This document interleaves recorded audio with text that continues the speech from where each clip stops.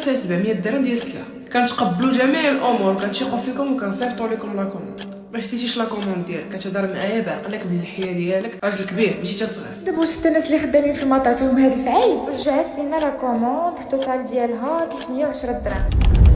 بلا شك غتكون عرفتي ملي كتبدا لا كونفيرماسيون. الا كنتي مازال ما عرفتيش فرش الفيديو اللي قبل. في هاد لا فيديو غادي نبارطاجي معك واحد السوق في الكونفيرماسيون. الا ضيعتيه غتضيع عليك بزاف، ثق بيا بزاف.